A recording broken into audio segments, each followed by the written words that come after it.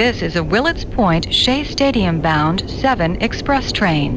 The next and last stop is Willets Point, Shea Stadium. We could talk about all day how much protection that Pete needs. One internal option I was thinking about outside of, Brandon Nimmo, if they ever decided to move him down, was Mets catcher Francisco Alvarez. He had 25 home runs last season, and if he can find some consistency, I think he would be the right guy for the job. What are your thoughts on Alvarez in his sophomore year, and can he protect Pete? If not, where is the best place to place Alvarez in the lineup?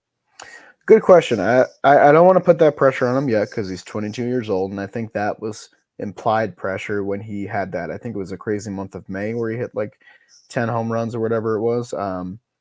But I think what happened last year, Alvarez had a terrific May. He had an OPS over 1,000. But we saw really tough months from him in June and August, and I think he too felt the pressure of the team struggling and felt a responsibility as the top prospect and a player that was interacting with the staff all the time and stuff like that. I want the kid to settle into his role, to get another full big league season under his belt, and really work on plate discipline and staying healthy and not just thinking about mashing home runs. Obviously, when you see 25 home runs from a catcher who's 21 years old, you get excited thinking about the future. Yeah. But it's going to be one step at a time for Alvarez. The guy is wickedly talented, and I'm so excited to see what he's capable of in the near future. And if he is the guy that can turn up and protect Pete Alonso in this lineup, so be it. I'm more than happy to proclaim him as that kid. But I can't get past the feeling that he's only 22 years old. He needs more time. I think the Mets have not done a great job in general setting up Alvarez for success, even going back to when they called him up in 2022 and threw him into the Braves series, the biggest series of the entire year for his first major league at-bats. That did him no service, and the playoff at-bats after that as well. And I think that he felt it a little bit last year, getting moved from 9th in the lineup to 5th to 7th. Like, give him one spot, give him designated playing days, give him a rest day every 5th day, and protect a guy that you're heavily invested in for the future.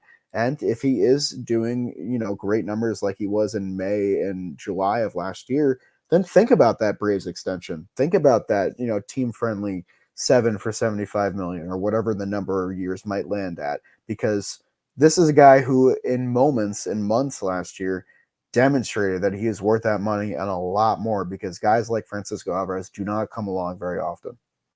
It's funny. We all talk about his offense and what he can do at the plate. And I think I was most impressed by his defense and the way he pitch framed and called the game. I think that was most impressive to me. Obviously, he's got to work on, throwing strikes and darts to second and trying to get, batters out runners out. But I was really impressed by him on the defensive side.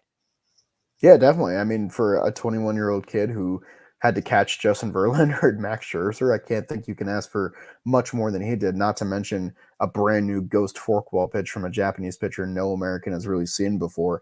It was a lot to ask of Francisco Alvarez in 2023. And I think that even though his offensive numbers didn't land in a place that you love at the end of the season, you should still be very, very happy with the year that he put together.